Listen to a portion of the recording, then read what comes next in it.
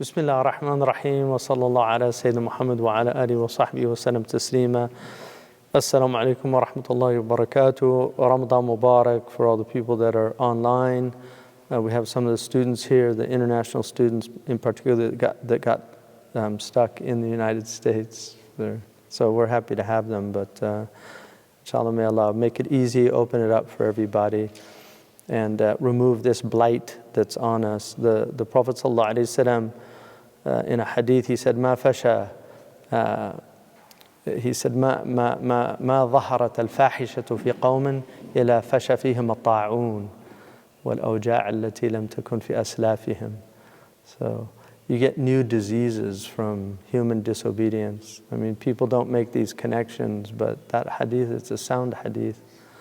But he also said in a riwayah in Imam Ahmad's Musnad that Allah removes these tribulations when Thuraya, a Najm, he called it a Najm, but the ulama say it's Thuraya, is on the manzila of Thuraya. So it's the actual mansion, what they call a mansion in classical ancient astronomy.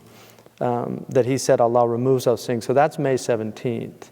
And Ibn Hajar says that it's hukm al-adi, it's an empirical judgment. Like he's not saying that it has to happen, but that would be the norm. That like influenza season, things like that, they're removed around that time when the najm is on the horizon. So inshallah, may Allah make that haqiqhu lana.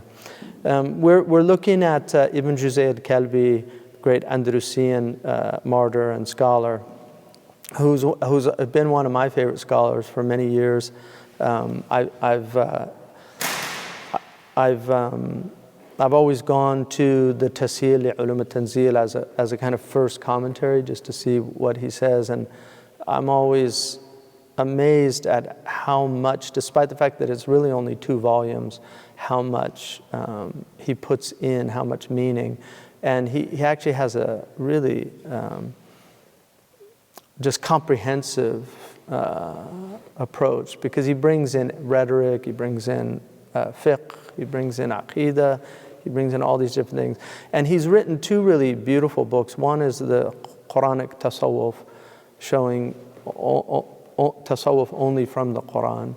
And then another book he did on aqidah, which is purely Qur'an, from just using the Qur'an as a foundation for it. So he was steeped in the book of Allah subhanahu wa ta'ala. And so he makes an argument that he's looking at the maqasid of the Qur'an, and so he told us to reiterate that the fundamental maqsad of the Qur'an is that it's an invitation. It's like you get an invitation and it's RSVP. You have to respond and let them know that you're coming. And so the book of Allah is an invitation, and all revelations are invitations. The difference between the Qur'an and the previous dispensations is that the Qur'anic revelation is to all peoples. So it's kaffa, it's a nas kaffa, it's all peoples, whereas the previous dispensations were to specific peoples.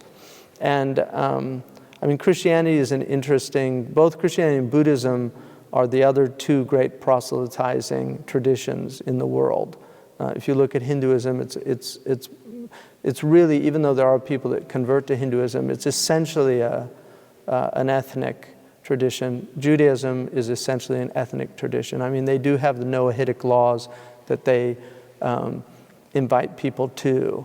And interestingly enough, Kohler, in his book on Jewish theology, actually says that the traditional rabbis understood Islam to be a divine force, that it was from God, because the Prophet ﷺ was teaching the essential Noahitic laws to the Ajam, to the Ummiyin, to the Gentile people. And I think the Ummiyun is probably closer to Gentile, because he's Nabi al-Ummiyin. And in the books of Aqidah, they mention that, if the Jews say that he's Nabi al-Ummiyin, like he's the Gentile prophet, that it's not enough. They have to accept him. And there are Jews that accept that. Like I know a rabbi who says, I believe the Prophet Muhammad is a true prophet from God, but Moses is my prophet. And so that's why those books say that, because there were rabbis that acknowledged that. So we looked at these 7. He looks at 7 aspects to the Quran, to looking at the Quran. And the first is obviously the rububiyyah. And I'll just say one thing about rububiyyah. This should not be understood to be the approach to theology in which you separate between types of tawheed. That was a later innovation that some of the Hanbali scholars introduced into kalam. But traditionally, tawheed was not seen as like uluhiyyah, rububiyyah, and asma wa sifat. Some have added even hakimiyyah and added others. Tawheed is tawheed, and the proof that, because in that argument of uluhiyyah and rububiyyah, the proof that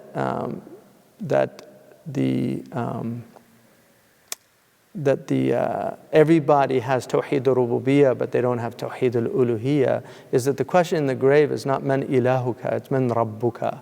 It's who's your Lord. And that's something that Imam al-Quda'i brought out. That if it was uluhiyyah, it would say man ilahuka, if everybody accepts Allah as Rabbul Alameen. So here he means rububiyyah, teaching us about God through creation, through His marbub, because that's the way we know it. I mentioned earlier that alam is the word for world, which is it's called in Arabic the instrumental, the noun of instrument. So it's ismul ala, khatam, the seal. And so, and then he went into the Nabuwah, and we looked at the 25 prophets that are mentioned in the Quran. And then the argument, we can't specify a number. Some of the books of Aqidah later mention 124,000. Some mention other numbers. But we don't know. Allahu alam, Allah knows. But every people's received messages from God. And then the ma'ad, which is the afterlife, where we return to. And now he's looking at al-ahkam, and this is the tafsil. So in the ahkam, you have basically commands and prohibitions. And taqwa, if you look at the very first command in the Quran, which is in Surah Al-Baqarah, linearly, I mean the first command in Revelation is iqra, but linearly, if you look at how the Quran is laid out, the very first command is to attaqu rabbukum, to have taqwa, to guard yourself, to protect yourself, and to be dutifully aware of God, to be pious, to be dutiful. And that means fulfilling the commandments and prohibitions. So if you look at the commands and the prohibitions, these are called the awamir and nawahi. So Allah subhanahu wa ta'ala in the Quran has awamir, and then He has nawahi, things that He tells us to do, things that He doesn't tell us to do. And then, like the Prophet ﷺ said, that sakata an ashya rahmatan bikum, right? That he was silent about things as a mercy to you. So things that Allah was silent about, فَلَا تَبْحَثُوا عَنْهَا, don't seek them out. Don't هَلَكَ الْمُطَنَطِّعُونَ, that the people that delve too deeply and become too obsessed with these things can actually go astray. And so the commands and prohibitions go under 5 categories. The first is wajib, and wajib is basically what you're rewarded for doing, and then there's a threat of punishment for not doing it. Allah can forgive people, but there's a threat of punishment for not doing it. And then the mandub, which is also, there are different words for it. This is the word the usuli use for it. The sunnah is part of the mandub. The nafila is part of the mandub. And there's just as there's gradations of obligation, there's also gradations of recommendation. And then you have the mubah, which is a neutral. So the mandub, you're rewarded for doing it, you're not punished for not doing it. And then the mubah is what is permissible, and then the makruh is what is disliked or discouraged. And then you have gradations. So, and in the Hanafi school, they use karahiyah. There's actually a type of prohibition of karahiyah. So you'll have a degree of something that's very makruh. And then you have, even the usulis introduced another term which is called khilaf al-awla, which was used basically for things that you can't really say they're makruh, but they're better not done. And examples of that would be things like aspects of decorum, that a society would see. I mean, traditionally, for instance, if you didn't wear a hat publicly as a Muslim, if you did not cover your head, in many places it was considered, according to the fuqaha, to be musqita lish-shahada, like it would actually remove your testimonial ability in court, because you weren't seen as like following the decorum of the society. In other words, you were like not a trustworthy person. Those things, I mean, obviously now all that's gone out the window, but that's how traditional societies were. So like in Arabia, not that long ago when I first went to Arabia, if you didn't wear the ghutra, as like a Saudi citizen, if you did not wear the ghutra as an adult male, it was seen as something that was just not appropriate. It was like you weren't following the decorum of the society, so it was frowned upon. Believe it or not, my mother told me in the 1930s in San Francisco, she was from a certain socioeconomic class because she was from a wealthy family, that she told me that if she didn't go out with mesh and a hat, that it was seen as just not acceptable. I mean, I wanted to write an article.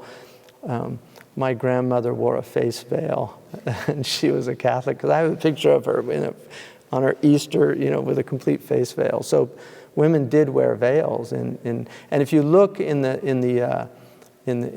in like 100 years ago in England, there's footage where they look like Muslim women the way they're dressed, because traditional women, especially in villages and things, dressed very appropriately. So if you broke that, it was a break with decorum. It was a breach of the decorum, which was not good. And so makruh is a very interesting area in fiqh, because it follows very often urf as well. But there are things that the Prophet ﷺ clearly told us not to do, but they don't have the level of prohibition. And then finally haram, which is that makruh is if you leave it, you get a reward, but if you do it, there's no threat of punishment. And then finally haram, which is if you don't leave it, there's a threat of punishment, and if you leave it, you're rewarded. So there's actually more reward. If you look in this categorization, there's more reward than there is threat. It's very interesting, right? So Allah's generous in that way. And then if you look at the ahkam, those that relate to our bodies. So Islam is a physical religion. So there's all these things that relate to our body. So for instance, our prayer is physical. Fasting is physical, right? Because you're depriving your body we're not depriving our minds of food, right? We're not meditating on not eating. We're actually not eating. And so it's in the body, and this is why, because we believe that there is that the body partakes in the ibadah, and we believe in the bodily resurrection. I mean, this was a debate amongst the philosophers, but we actually believe in this is a khalq jadid. It's a new creation, which is this body and soul that has become enmeshed. And so this is something really central to the Islamic tradition, is that we believe that the body is, that we're embodied souls, but there's a complete harmonization of these two things. So we don't have a kind of duality in that way, even though there is a separation of the soul, but there's a reunification with what's called al-jasad al-baqi, which is the eternal body that's restored. And it's restored from some kind of, if it's genetic material, we don't know. I mean, cloning, the Quran says, سَنُرِيهِمْ آيَاتِنَا فِي الْآفَاقِ وَفِي أَنفُسِهِمْ حَتَّى يَتَبَيَّنَ لَهُمْ أَنَّهُ الْحَقُّ. That Allah will show us His signs. And one of the things that the Prophet ﷺ said is, there is an indestructible portion of the human body. It's indestructible. And we don't know, is it,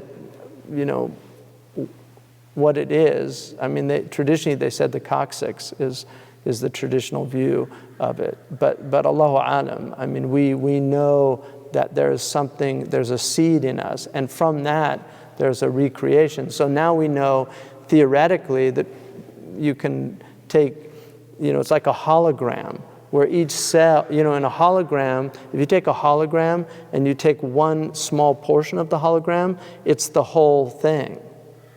So if you take, a portion of the human being, it's the whole thing, because all the genetic material's there. And this is why Allah says in the Quran that He created us from min nutfatin amshaj, right? There's a nutfa, which is the zygote. So the initial, the coming together of these two things, and then it's amshaj, so it's mixed together. And the ulama, if you read the tafsirs, they don't know why the substantive is in the singular and yet the attribute is in the plural. But we know now, and then also in the Quran when it says that we will, that Allah created us min maniyan, right? Yumna, and then tumna. So there's two qira'ah, right? So there's yumna and tumna, because it's a male and a female many, because people forget that the woman has many and the man has many. And the Prophet ﷺ said, because they asked what determines the male or the female, and he said, if the male water gets there before the female water gets there, that's X and Y clearly, right? So and he had knowledge of these things, but how do you express it to a 7th century people that would not know any of these things? It's like, when I saw this hadith of the Prophet ﷺ with Aisha radiallahu anhu, she asked him, when he said the ta'n and the ta'un, that fana'u ummati bi-ta'ni wa ta'un, that my ummah will be destroyed by a strike, a martial strike, so an attack, and then ta'un. So he put them together. So is that a biological weapon? Allahu alam, but he put them together. Bi-ta'ni wa ta'un. So she said, "Arafna ta'an." We know what a military strike is. What's a ta'un? Because she didn't know. They didn't have ta'un in Mecca or Medina, so she wouldn't have known what ta'un was. So she said, "What's ta'un?" And he said, "Wakhzun min a'da'ikum al-jinn." It's a penetration from your unseen enemies, because jinn is anything that la yubsaru in Arabic. Al-jinn is ma la yubsar. It's what you cannot see. So even Lisan al-Arab says the angels are called jinn in that they're min alam al-jinn, they're from the unseen world.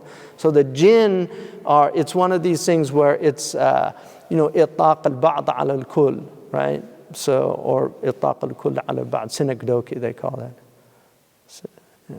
So in that hadith, what's amazing to me is that the wakhaza is what a needle does. So you penetrate, and on viruses they call them spikes, viral spikes. So the virus comes in and penetrates the cell wall, and then it releases it. So what protects us from that?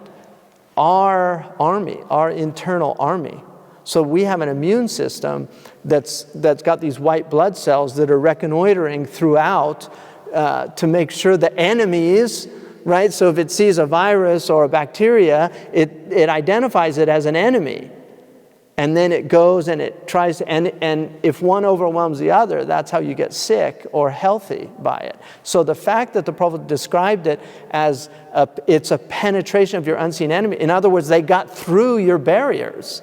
Like they have penetrated your barriers. So I mean that is a miracle to me of clearly of the ma yantiqu an al-hawa. So anyway, the body, like prayer and fasting and Hajj, is also, we forget, it's a physical journey. Like you don't do virtual Hajj. It is a physical journey. Now they might be, I don't know. Inshallah, people get restored. But it's a physical journey where your body is going and it's getting the reward. And then this is why the body is so terrified of disobedience, because like, what did I do to deserve this? Because your will is what's willing your body to do things it doesn't want to do. And that's why the tongue, every morning, the whole body says to the tongue, lisan al-hal, ittaqillah fina, like, don't fear God with us. In istaqamta istaqamna. If you're straight, we're straight. Awajajta awajajna. Like, and if you go astray, we go astray. So the body is afraid of the tongue, and the tongue, as Ralph Nader said, his mother told him to eat the vegetables, and he said, I don't like that. When he was a boy, I heard him tell the story. He said, when I was a boy, he said, I don't like vegetables. She said, who is I? And he said, well, me. He said, who's me? He said, well, I don't. What do you mean? She said you don't like vegetables. I know your liver likes vegetables, your kidneys like vegetables, your lungs like vegetables. Why are you letting your tongue talk on behalf of the whole body? So the tongue is a problem, right? It's very interesting. So the next is those that relate to wealth, such as zakat and sadaqah and all those things. So like sadaqah is a burhan, it proves your thing. And sadaqah also is a synonym for zakat. So it's used in the Quran also for zakat. But generally sadaqah means charity, and it's from sidq, which is sincerity. So it shows your sincerity. And then those that relate to the matters of the heart. So you have the body, the wealth, and the heart. And the ahkam encompass all of these things. So for instance, Allah subhanahu wa ta'ala warns against kibr, and warns against treachery, and warns against all these things that relate to the heart, and then tells us to be truthful. Attaqullah wa kunu ma'a sadiqeen. So sidq is from the heart. So these are all related to the ahkam. And then we get into al-wa'ad, the promises. The wa'ad is the promise from Allah subhanahu wa ta'ala. So Allah promises the good of this world, such as being granted victory and prominence, and then promises good in the afterlife, such as being granted paradise. So the wa'ad is that if you follow these rules, if you obey Allah, if you're people of taqwa, Allah will give you tamkeen, He'll give you victory. In tansurullah yansurkum, He'll give you victory in this world.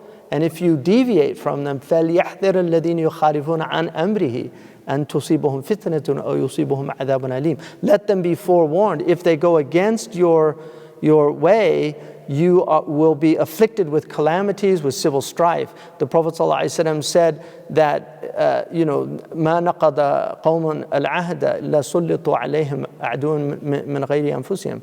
That people will not betray this covenant, a covenant of a prophet, except they will have enemies that will take over them. Right? So these are what you have to understand about the Quran. The Quran is a book of metaphysics. You have physical laws, like Newton described all these laws. You have laws of entropy. You have, a law of cause and effect. And those physical laws work in the world. So if you take a knife and you cut, there's a physical law that something's going to happen when you do that if you cut flesh. Metaphysical laws are beyond the physical realm. They're working at another level. And if you don't understand those laws, you will do the same type of harm that can happen to you with not understanding physical laws.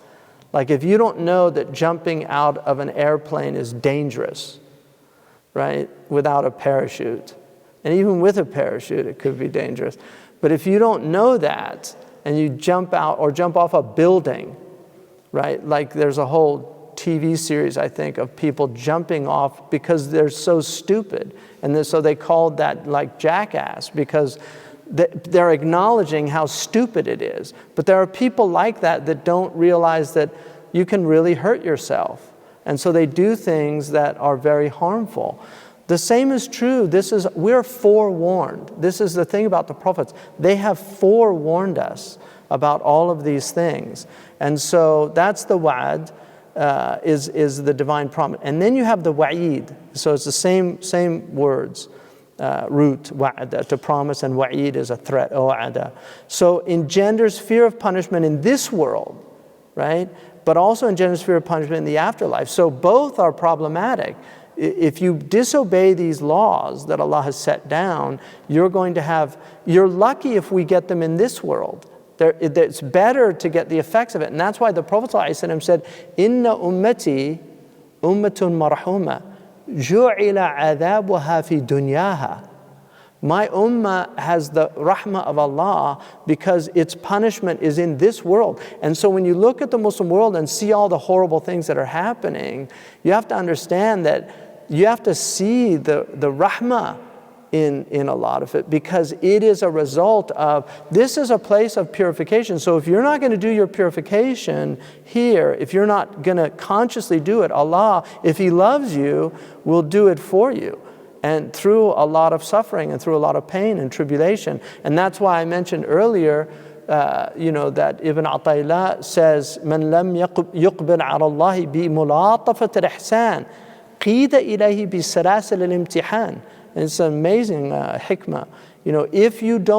Whoever does not go to Allah as a result of all of the ihsan, of all of the charity, of all of the providential care that God has shown you, if that doesn't drive you to God, then God will drive you to Him through tribulations. This is a tragedy of human beings.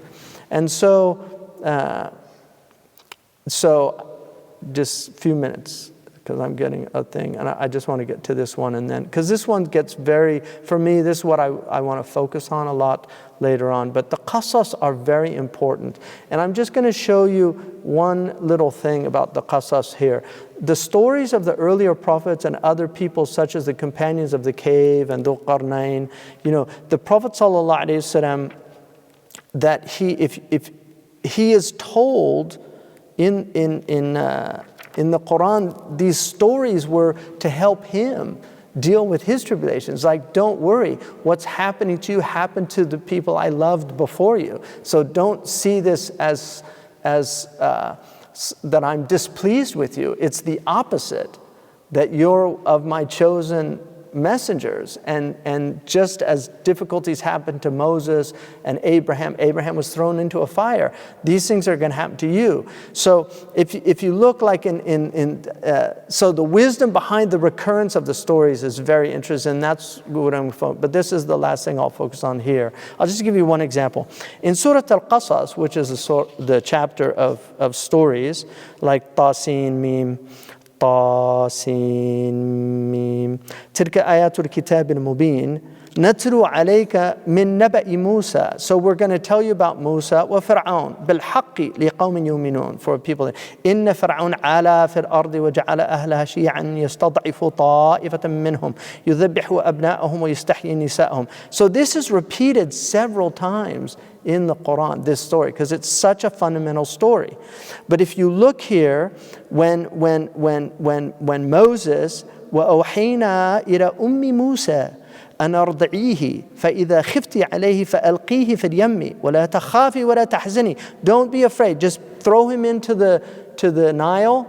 Right here, the Yam is the Nile. Throw him into the Nile in that reed basket, and don't worry, he's coming back to you. Now look what Allah subhanahu wa ta'ala says, that Inna radduhu ilayki wa ja'iluhu min al-mursalin. I mean, even the way he uses radduhu ilayki, like the time factors in there, like this is going to take some time, but he's going to come back to you. All right. So that's Musa, and then Allah subhanahu wa ta'ala brings him back because حرمنا عليها المراضع من قبل فقالت هل أدلكم على أهل بيت يكفلونه لكم وهم له ناصحون. So he wouldn't wet nurse from the nurses, like Allah inspired Moses not to take milk, and so the lady told him, oh, I can tell you who, the mother, to bring her as a wet nurse to them. So faradadnahu, right here it's radduhu, now it's radadnahu, right?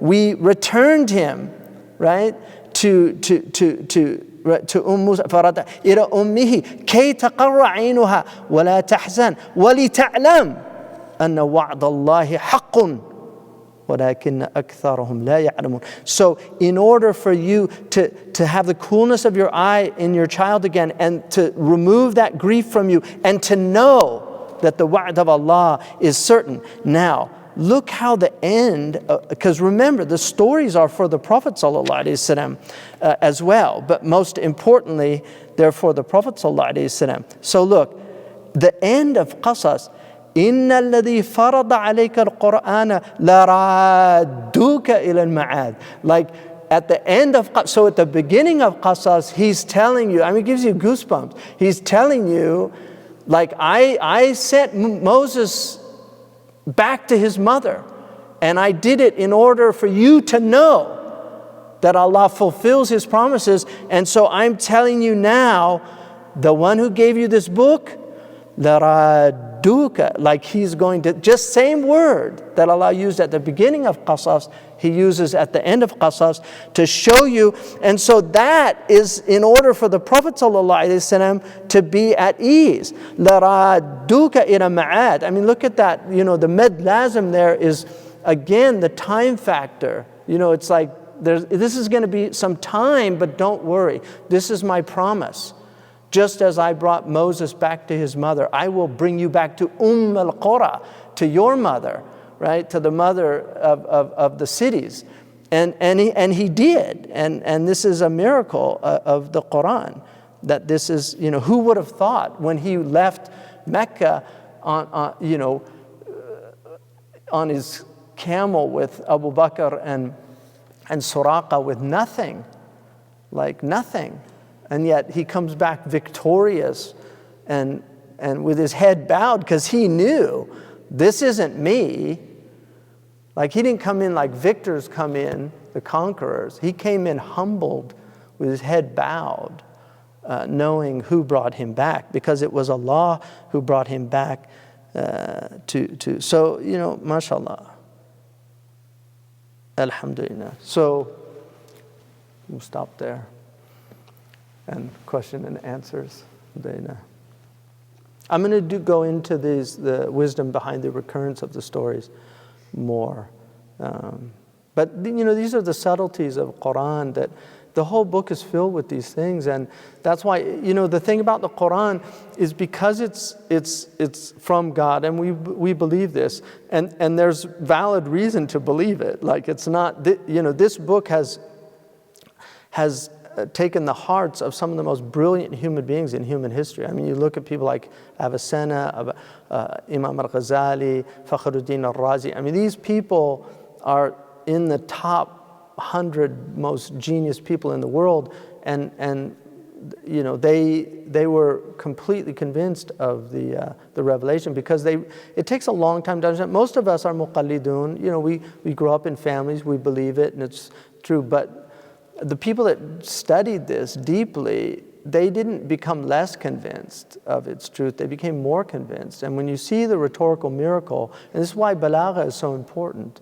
You know, I mean, there's so many subtleties in the Quran. You look at something like, you know, in Surah Al-An'am, when Allah subhanahu wa ta'ala says, قُل to the Prophet, تَعَالُوا أَتْلُوا مَا حَرَّمَ رَبُّكُمْ عَلَيْكُمْ أَلَّا تُشْرِكُوا بِهِ شَيْئًا وَبِالْوَالِدَيْنِ إِحْسَانًا وَلَا تَقْتُلُوا أَوْلَادَكُمْ مِنْ إِمْلَاقٍ. Right? So Allah says, do not kill your children from poverty, like you're poor. نَحْنُ نَرْزُقُكُمْ وَإِيَّاهُمْ. We will provide for them, for you, and for them. But in Surah Al-Isra, when Allah subhanahu wa ta'ala says, لا تقتلوا أولادكم خشية إملاق, one word changes. So here it's خشية إملاق. Don't kill your children out of fear of poverty. You're not poor, but you think if we have more kids, they're going to take sustenance and provision from us. So there it says that Allah, نحن نرزقهم وإياكم. It switches. So when it's poverty, it says, we'll provide for you and for them, so don't worry. But when it's fear of them causing you poverty, Allah starts with hum before He starts with kum. And I mean, that's throughout the Quran. You find these subtleties in repetition that show you that a human mind could not have worked all of this out. And the Quran, because it's kaleidoscopic in its view, it has all views at once.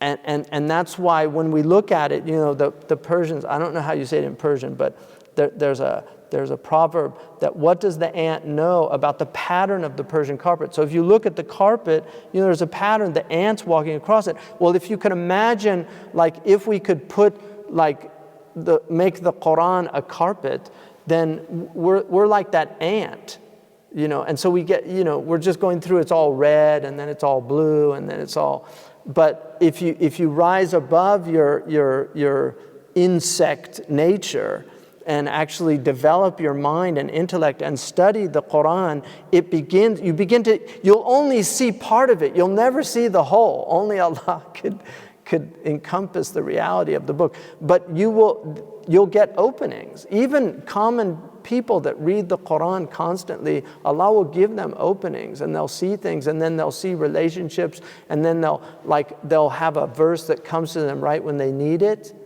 Do you know? I mean, that happens to people, just average people. And then the idea that you can recite the Quran constantly, what is that? Like people really, in fact, the ulama say, does it take away from the reward of the recitation when you get an intense ladha because some people, they really get ladha from reading the Quran, and they read it constantly. So these are things for us to ponder. Wow. MashaAllah. Thank you for that one. We have received a particularly consistent question, and that is, what is your advice on memorizing the Quran? Should one learn Arabic first beforehand? It depends on what age you're at. So it's much better to memorize it when you're young, especially before puberty, because the capacity for memorization is just very, very strong at that time. So as you get older, it gets more difficult. And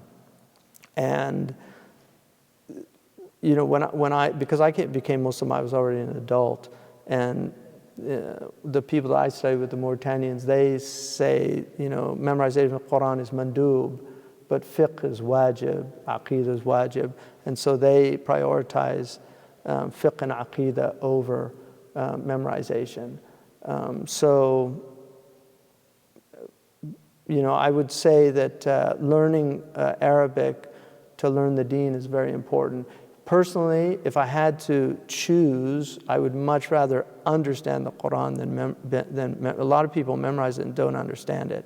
Whereas, alhamdulillah, if you understand it, it's a great blessing to understand it. It's a great blessing to memorize it, undeniably. But if you had to choose, Marabt al-Hajj, one of the very first things that he told me when I was in Tuamirat, he said about hifz, he said, حفظ سطرين خير من he said حفظ سطرين خير من قراءتي وقرين. Like, to learn 2 lines is better than to memorize 2 lines is better than to reading 2 camel loads. And then he said وفهم سطرين خير من حفظ وقرين. But to understand 2 lines is better than to memorize 2 camel loads of knowledge. So understanding is over memorization. And one of the things that the Prophet ﷺ said about the earlier people, he said, أنتم في زمان قليل قراءه كثير فقهاؤه تحافظون على حدوده وتضيعون حروفه وسيأتي على أمتي زمان كثير قراءه قليل فقهاؤه يحافظون على حروفه ويضيعون أحكامه. So that hadith, I think, is very sound in terms of, like, he said that at that time there weren't a lot of people that memorized it, but they knew the ahkam. There were fuqaha, they understood it. He said the time will come in my ummah, you'll have a lot of people that memorize it, but they don't understand it, which is a negative thing. It's not that the memorizing it is a negative thing, but memorizing it without understanding then. So I would encourage people with their children, you know, if they can find a good qari. You have to be very, very careful, unfortunately now, because there's a lot of abuse you know, so you have to find trustworthy people. And then you should also always, nobody should be alone with children, especially males that are not mahram. You should never have like one-on-one with a child. Doesn't matter who they are. And that's the sunnah.